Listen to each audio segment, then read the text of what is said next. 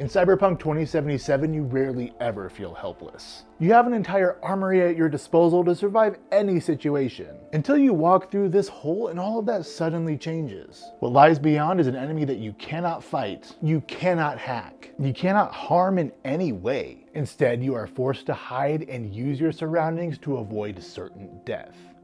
What's up, dude? This mission is called Somewhat Damaged, and it might just be the most hated mission in the entire game. Which is a shame, because the Nine Inch Nails song that it's named after perfectly describes what we're about to experience, and frankly, it's a kick-ass song. I actually think the hate this quest receives is why it succeeds. Horror fans get an unexpected foray into a genre they love, whereas players who are expecting to continue to mow down enemies like they have previously might be a little frustrated. Throughout Cyberpunk, they usually provide alternative routes to complete your quest, but in this one, there is no other solution. You are forced down a narrow path, suddenly stripped of all your defenses. Your fight for survival in this game is unlike anything you've experienced in the game so far, which is why it makes it so polarizing. I definitely think it's worth experiencing at least one time, and luckily for those who hate these types of missions, it's only required if you elect to side with Solomon Reed instead of So-Me during Phantom Liberty. Otherwise, you can elect to bypass it and you will never experience that time Cyberpunk turned horror. By the time we get here, we are trained to believe that we are nearly unstoppable, except for Idris here. We just got done wiping out an entire unit of max-tac soldiers who are some of the most difficult enemies in the whole game. So the whiplash of being a super soldier 1 minute to being a chromed out meatbag ducking and hiding from a terrifying enemy the next minute is some of the most extreme you will ever experience in Cyberpunk. By this point, V has killed dozens, if not hundreds of people without breaking a sweat. So the helplessness we're walking into completely blindsides us. We'll explore why that is a bit later, but for now, we need to enter the depths beneath Night City.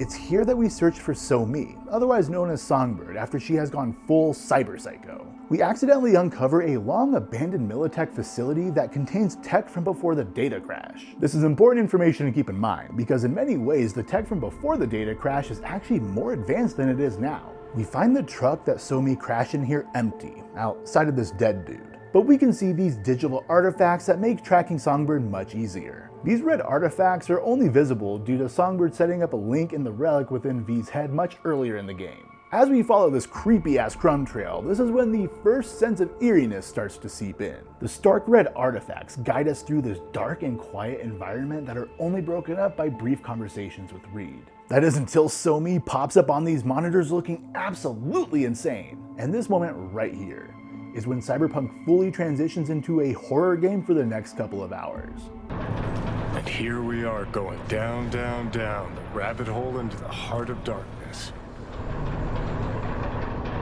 Tell me you've got a plan. Yeah, my only plan is to piss myself, Johnny. We don't even get the comfort of Johnny's presence during this mission, because as soon as the elevator hits the bottom, So-Me shuts him off too. No more Idris Elba, no more Keanu Reeves. I'm starting to think that she's just jealous of our relationship with handsome middle-aged men.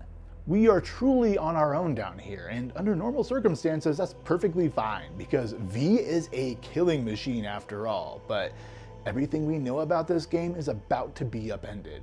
This entire time, the mission has slowly been building tension. We haven't seen a single enemy since the max-tac battle. The environment has changed to resemble something like Alien Isolation, with long, dark, narrow corridors and flickering lights. There isn't any music, there's just the ambient noise around us. Our link with Songbird gives us glimpses into her past when we see these hallucinations that give us some backstory into how she even got here in the first place. But despite So-Me being an incredibly capable netrunner, she is under siege by one of the most dangerous entities in all of Cyberpunk. Rogue AIs. And unfortunately for us, one of them has crossed the black wall designed to keep them out and is now on the hunt. This is Cerberus, a maintenance robot that is being controlled by a rogue AI. We hear a lot about these rogue AIs as we play through the game, but this is an up-close and personal glimpse into what they are capable of doing if they can cross the black wall. Normally, V would be able to destroy this thing, but because Songbird has disabled all of our cyberware, we cannot hack it, and its armor is so thick that our weapons do not stand a chance against it. All of those hours spent meticulously crafting our build, and now none of that matters. Our only choice is to run and hide.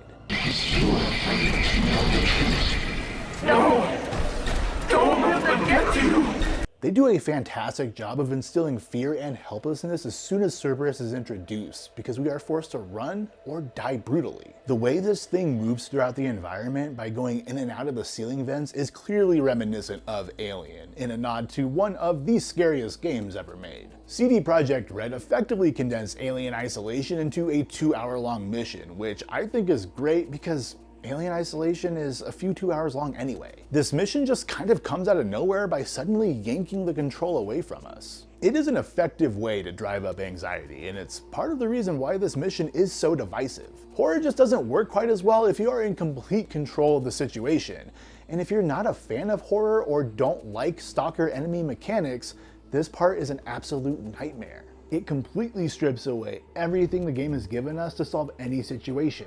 Up to this point, we have never really felt weak playing as V. That is until we find ourselves trapped in the Cynosure facility. It's a fairly straightforward quest in terms of our objective. We just need to access the core where Somi is trapped. But the invincible robot adds that extra wrinkle that changes everything. Which brings us to the question, why is it invincible? I mean, we took down a much larger and seemingly more dangerous robot earlier on in Phantom Liberty, so why is this one an exception? Cerberus is a maintenance robot that was designed decades ago before the data crash to operate in all sorts of crazy and extreme conditions. And due to Songbird handicapping us, V is essentially a normal-ass human hauling around useless metal in their body without the ability to access combat enhancers. If you've done the Cure ending, you can see just how pathetic V becomes without his chrome. I mean, a random street thug kicks your ass, and all your friends abandon you. That last part doesn't have anything to do with this, but it just kind of emphasizes how much of a weakling V has become in that ending. With that in mind, there's just no way that this ultra-quick robot seamlessly moving in this cramped environment is going to have any trouble with a powered-down V. And then on top of that, you have to consider that Cerberus has effectively gone Super Saiyan with this rogue AI that desperately wants to keep you away from Somi. It starts to make a lot of sense why we can't fight this thing, even though I really want to. If anything, this mission hammers home just how screwed the world is if the Black Wall goes down and the rogue AIs are allowed to roam free. The majority of the population has some kind of cyberware installed, which leaves them all incredibly vulnerable to attack if something like this were to ever happen. It's a small glimpse into a potentially catastrophic future that could lead to a mass extinction event. But luckily for them, this sitch is totally contained, because even a powered down V is fully capable of getting out of this alive. For just a short while, Cyberpunk shows us a potential future it's been warning about, and it justifies the illegality of tampering with the Black Wall, which makes gangs like the Voodoo Boys far more dangerous than the game lets on. Somewhat Damage is more than just a horror-themed mission.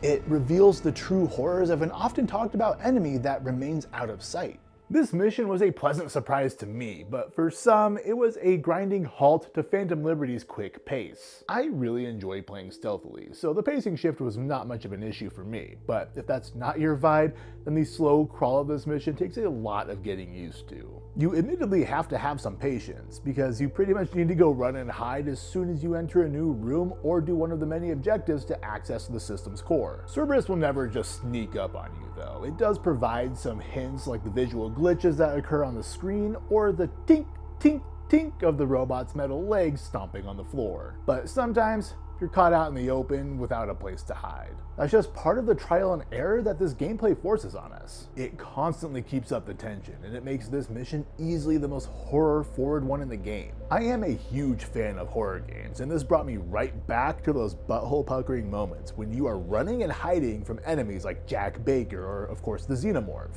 It's a testament to how well-crafted the horror elements are in this quest in a game that isn't even part of that genre. And I think this mission just highlights how talented the developers are at CD Projekt Red. Cyberpunk is a lot of things. It's a first-person shooter, an RPG, a driving game, so crafting a pretty good horror experience just showcases their well-roundedness as a developer. It honestly makes me wish that they would just make a horror game, because if this quest is any indication, they would kill it. I personally really enjoyed this part of Phantom Liberty, but I totally get why people don't. Cyberpunk usually makes you feel like the most powerful thing in Night City. Basic enemies stand no chance against you, and stronger ones like Max Tack or even Atom Smasher pale in comparison to what we face in Somewhat Damaged. It reminds you there is something far more terrifying out there. Even one of the strongest netrunners in the world falls victim to what lies beyond the black wall. And if you decide to take this route, this mission ends with a choice that has no good answer. Songbird begs you to kill her. Her experience here has damaged her beyond repair. The alternative is a life of unending pain and servitude to a government that has demonstrated it only sees her as an asset. You can effectively force her into a similar situation as V. Her entire sense of self and individualism is stripped away, and there is nothing that she can do about it. On the other hand, if you grant her request, you doom V in the process. With one of their assets dead, the government turns their back on V, and the cure they promised them becomes unattainable. V sacrifices everything and gets nothing in return. Horror hits harder when there is no light at the end of the tunnel. There is no happy ending here. And in Night City, that's just the way it goes. Thanks for watching. I made a video on the Dark Brotherhood questline in Oblivion, and I made a poll asking what game I should cover next, and Cyberpunk won that handily. There are so many amazing questlines in this game that I could cover, but this one stood out to me because it was so different than everything else in the game. If there are other questlines in this game or in any other game that you want to see me cover, let me know down in the comments. And if you haven't already, go ahead and hit that subscribe button. It really helps me out to gauge what kind of videos you guys like to see. I'm working on a couple long videos that are taking quite a bit of time, so I'm going to try to do a couple smaller ones like this in the meantime. Thanks for sticking around. I'll catch you in the next one.